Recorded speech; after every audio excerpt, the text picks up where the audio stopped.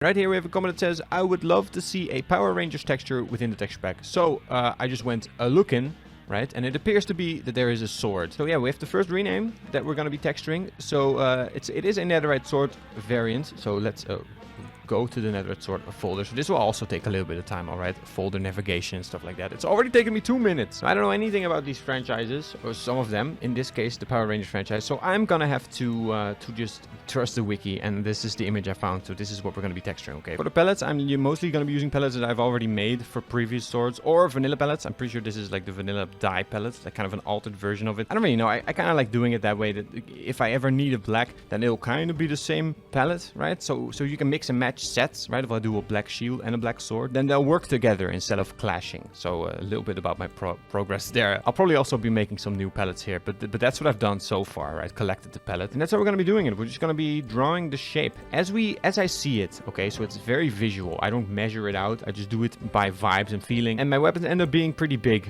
but it's simply my style, I guess. This is the vanilla palette for diamond, but the trim palette, so the palette that they made for the armor trims, which is quite nice. It's better than the diamond item textures palette, in my opinion. The weapon has some pretty tight designs that I'll try to fit in as best as I can, but I don't know if I'm doing the best job. We might have to revise it a little bit, but that's how it goes, you know. That takes a lot of time as well, just trying different versions. It's way too big.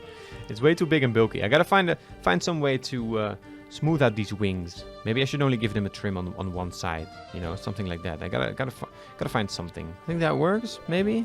It's a little bit slimmed down. It's still quite big. It is such a slim sword. I really gotta try to like thin it out. But that's too thin. Maybe this? I think that's probably as good as it gets, right? Just gotta try to trim it down a little bit. It's probably good. Ooh, it's still a bit bulky. The sword is so slim in the OC. I really take this serious, you know. It's other people's this is your favorite franchise. This one guy's, look, it's this guy's, Mr. Block Builder Benson's favorite franchise, right? And this is how it's gonna go this entire video. So I think I can do it. It is pretty good. It's a bit bulky. Maybe that's just Minecraft. Maybe we can slim it down a little bit more. We'll see. If not, then not, you know. But like that, that's fine. So we can keep this kind of this wing effect. And honestly, this should be bigger. It should be 2 wings, but it'll be too bulky, I think. I don't think I can pull it off. I think this is the best it gets. It could be fun to put a little black in the middle, if that works, to represent the icon that's on there. And also, if we're gonna have 2 blues in here, I'll make one of them darker. And then the blade. I might need a lighter palette, but I wanted to try to see if I could squeeze in my mythical iron palette. So this is a little bit different from my regular iron palette. Dude, the sword is so sharp. It doesn't even it gets like thin right away. It is a tough sword to do, because a lot of times thin swords like this, I don't like the look of that at all, especially if it's lopsided. But like this is really thin, but the sword is really thin. So we're gonna have to find some kind of way to work with that. Well, one thing that always works is just add.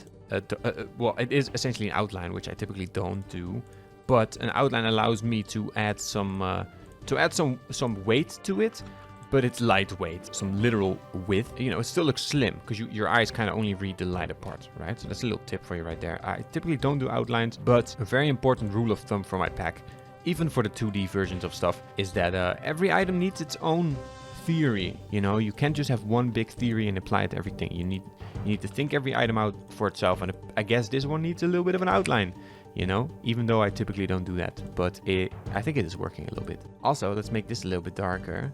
All right, so you can see that this is the bottom side of the blade. This is, and then this is the top side where all the light comes in. And also, I don't count my colors. Like, I just take the palette that I have, right? And then as I'm texturing, I'll find out if I need more colors, or maybe I just won't use the full palette, right? That's kind of how I do that. A lot of the time, I'll have a texture file, and not even all the colors appear, right? The colors of the palette, as you can see here. I don't know if you saw that. Fine, we're only doing one thing from Power Rangers, okay? You guys will have to vote Power Rangers at some point in the comments, and I'll do it as a Power Rangers video. But okay, it's done. We can, how long did it take me? 23 minutes. Well, we started 3 minutes late. So 20 minutes it took me to make this. Some renames might take longer, and I might come back to it. You know, the update isn't released yet. Sometimes it happens. It'll be stuck in my head. There's some detail about the rename that I want to change.